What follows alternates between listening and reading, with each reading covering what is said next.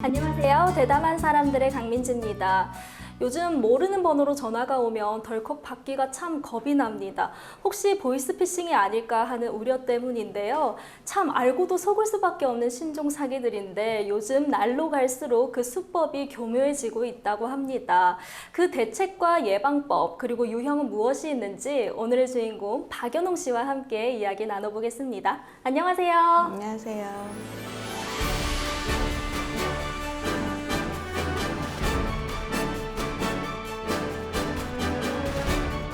네. 어떤 일을 하고 계신가요?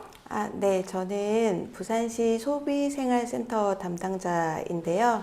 저는 부산시 민의 소비자 권익 증진을 위한 여러 가지 역할을 하고 있습니다. 소비자 피해 구제나 피해 상담, 그다음에 다양한 소비자 정책을 추진하고 있고요. 또 보이스피싱 관련한 피해 예방 업무도 같이 하고 있습니다. 그럼 요즘 하루에 들어오는 신고는 몇 건 정도 되나요? 하루에 전화로 오는 건수는 연간으로 치면 저희가 한 2,000건 정도 되거든요.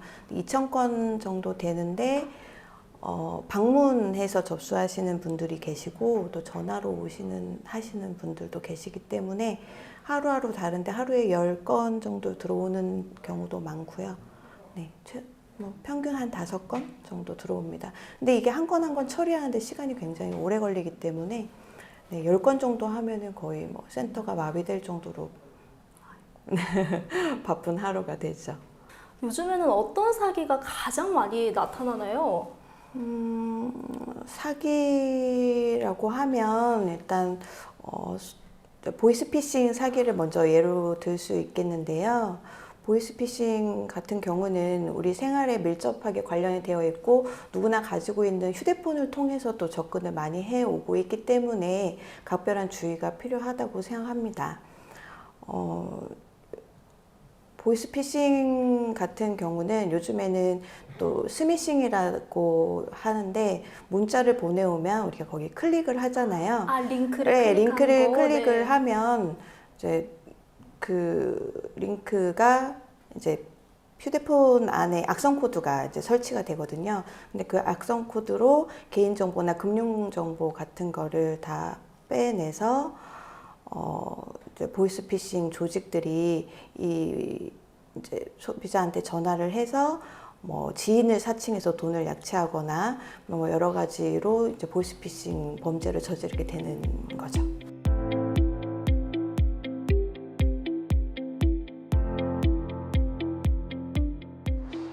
40대 여성 A씨는 2달 전 본인이 해외 물품을 구매했다는 문자를 받았습니다.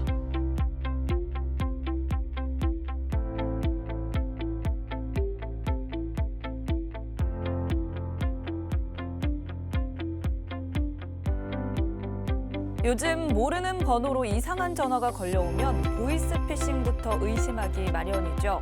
그런데 아는 번호, 진짜 내 가족, 친구 이름이 발신자로 뜬다면 얘기가 달라질 수 있습니다.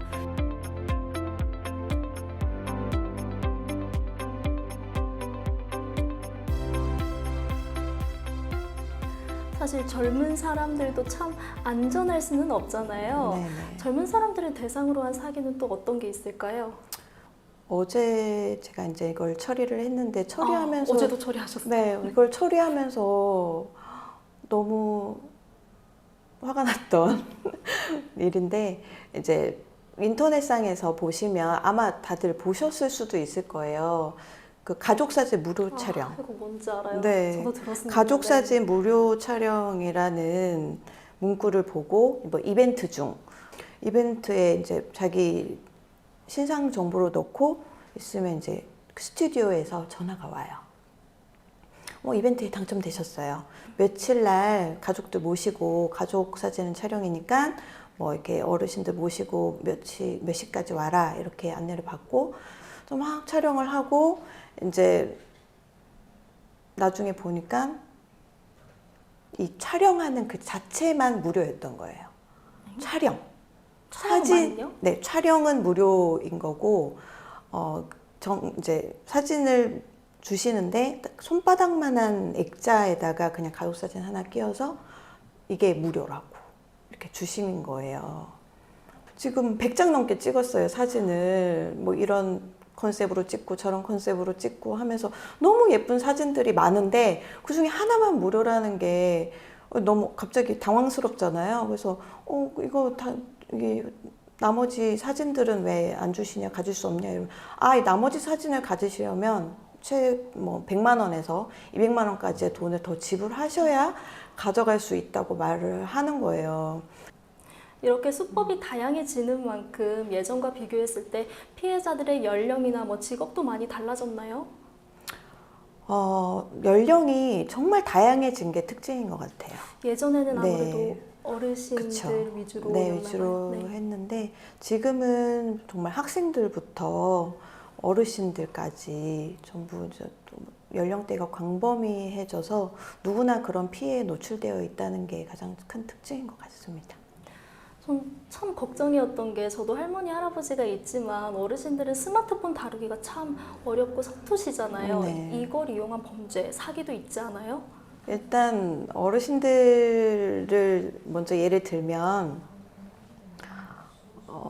이게 이제 어르신들이 휴대폰의 고장이 나면 고장을 하거나 사용할 수 없는 상황이 되면 이걸 서비스 센터로 들고 가셔야 되는데 내가 조작을 잘 못하나? 이러면서 대리점으로 들고 가세요. 그럼 대리점에 들고 가면 이제 그건 참 나쁜 판매원인데 뭐 극히 뭐 소수겠지만 이제 보시고 아버님 이거 가셔도 수리비가 더 많이 나와요. 이걸 왜 고쳐서 쓰시려고 해요? 이 금액으로는 우리 가게에 있는 신형폰을 구매할 수 있어요. 요금도 지금이랑 똑같이 나오게 해드릴게요. 이렇게 말을 한단 말이죠. 그러면 아버님은 뭐 좋은 거 해준다고 하니까 그래 뭐 고쳐도 돈이 많이 나오니 똑같은 요금으로 새 핸드폰을 쓰시고 싶은 게 당연하잖아요. 그래서 그러면 거기서 가입 신청을 하는 거예요. 근데 아버님은 눈도 안 좋으시고 그러다 보니 뭐 계약서에 여기 사인하시면 됩니다. 그럼 또 사인하신단 말이에요. 그럼 이제 휴대폰을 들고 이제 오시는데 그렇게 해서 가입을 하게 되는 경우도 많고 또 어느 이제 어머님한테 아이폰을 판매한 판매원도 있었는데 그분 같은 경우는 이 아이폰이 최신형 그때 당시 최신형 아이폰이었는데 그걸 최고가였겠는데 최고가이기도 했고 최신형이었고 70대 할머니셨어요. 그런데 그 할머니한테 아이폰을 판매를 해서 이 요금을 작게 나온다고 해가지고 48개월 할부로 한 거죠.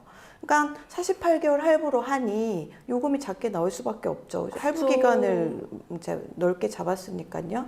뭐 직업도 상관없이 정말 그냥 남녀노소 다 네. 이렇게 분포되어 네, 있나 봐요. 맞아요. 요즘에는 그런 것 같습니다. 디지털화가 되면 될수록 더 이제 다양해지고 수법도 고도화되니까 모두에게나 해당되는 일인 것 같습니다.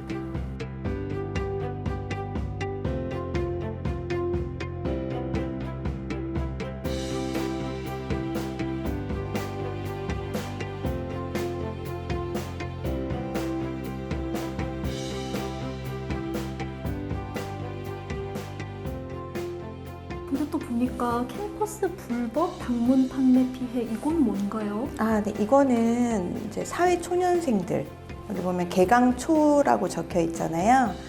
이거는 사회에 첫 발을 디딘 우리 사회 초년생 학생들이 학교에 가면 방문 판매원들이 학생들 대상으로 교재 판매하거든요. 교재 어떤 교재 말씀하시는 건가요? 자격증 교재.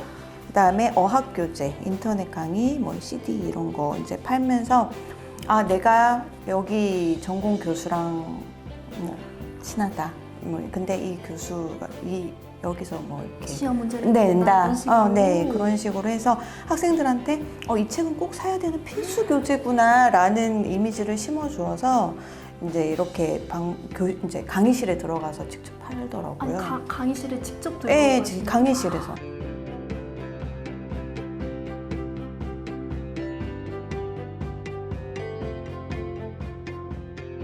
그럼 지금까지는 대부분 소비자가 피해자였는데 혹시 반대의 경우도 있을까요? 있죠. 많습니다. 요즘에 이제 그런 분들을 블랙 컨슈머라고들 맞아요. 얘기를 하고, 그런 분들이 심심치 않게 많이 접수가 되고 있어요.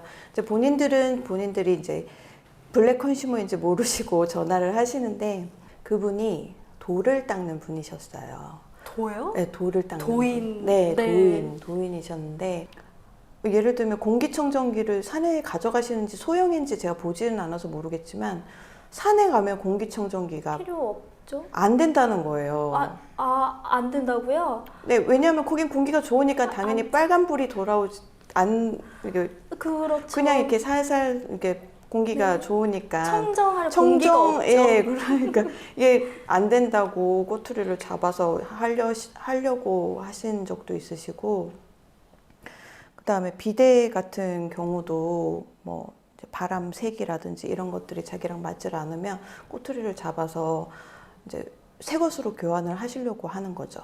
이렇게 상담 접수하시면서 혹시 이거 너무 황당했다 한 적도 있으세요? 예를 들어서 저희 소비생활센터에 1년째 계속 오시고 계신 단골 고객이 계십니다. 네, 이분 같은 경우는 이제 어르신인데 파마 머리예요. 그 머리를 하시는데 그 머리도 이제 머리가 자라니까 한 달에 한 번씩 미용실을 가세요. 가시면은 당연히 머리가 좀 길었으니까 커트를 하고 펌을 하거든요. 펌을 하는데 분명히 수술 치지 말라고 했다. 근데 수술 쳤다. 그럼 워낙 목소리도 크시고 말씀도 좀 막 강하게 하시고 이러니까 다른 손님도 보기 좀 민망하고 이러니까 업체에서 그냥 환불해주고 이 어머님이 제 생각엔 그거에 좀 익숙해지신 건지 또 다른 미용실에 가셔서 또 수술 쳤다고 그 요금을 다시 돌려받고 안 주고 오신 거예요. 이런 블랙 컨슈머 관련된 일은 음식과 관련된 일이 가장 많지 않나요? 배달 어플로 늘 같은 집에 같은 메뉴를 시켜 드시는 분이 계세요.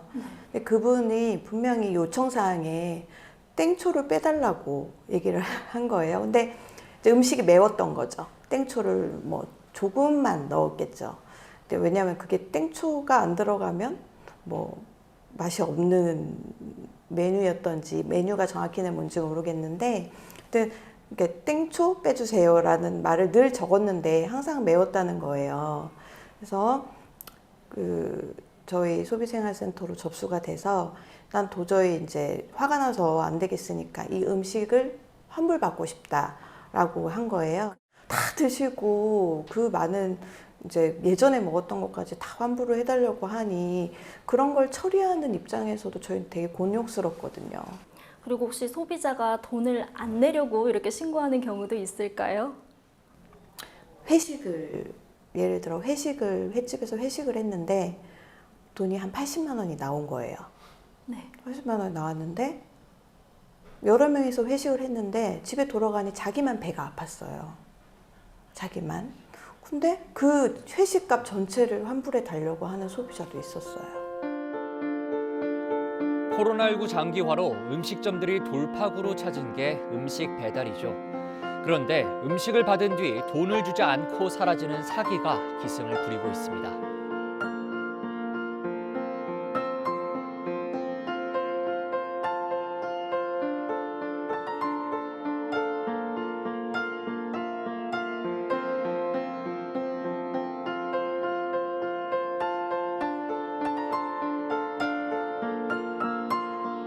댓글 또는 별점 테러라는 거 당하게 됩니다.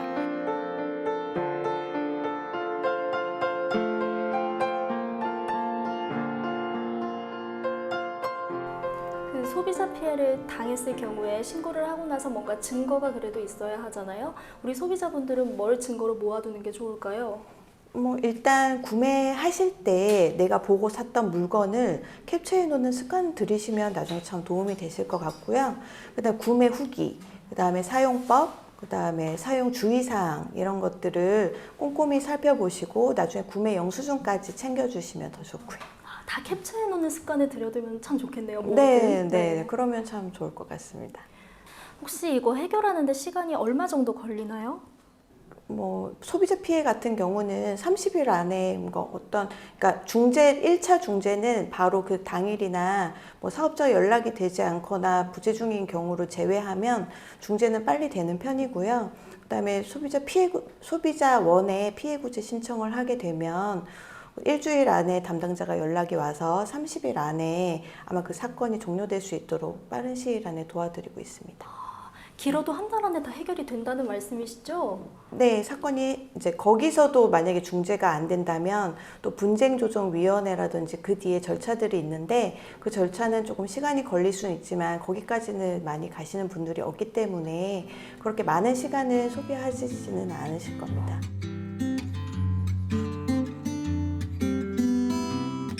전 그중에서 가장 눈에 띄는 게 단군 할아버지도 이해하는 휴대전화 가입 신청 요약 저건 뭘까요?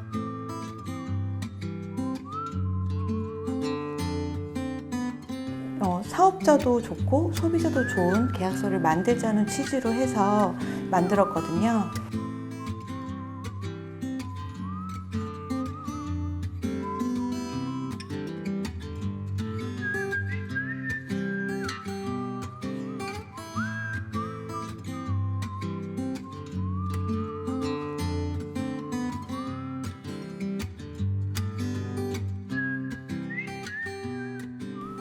참 오랜 시간 동안 소비자들과 가까이 있으시고 소비자 피해 상담도 해오셨는데 혹시 그러면서 생긴 개인적인 당부, 뭐 소망 같은 것도 있을까요? 내가 내 딸이 전화를 받는다. 뭐 나의 가족이다라는 마음으로 이제 방문을 하실 때도 마찬가지고 이제 인간적으로 좀 이렇게 바라봐 주시고 같이 정말 도움을 주는 이렇게 도움을 주는 사람이라고 생각을 해주시면 참 좋을 것 같다는 생각이 듭니다. 네, 오늘 얘기 들으면서 생각보다 실생활 속에서 이런 사기 수법들이 많이 일어난다는 것에 참 놀라기도 했고요. 그리고 항상 소비자 피해를 해결하기 위해서 애써주시는 점도 느낄 수 있어서 참 감사했습니다. 오늘 이렇게 바쁘실 텐데 얘기 나눠주셔서 감사드립니다. 네.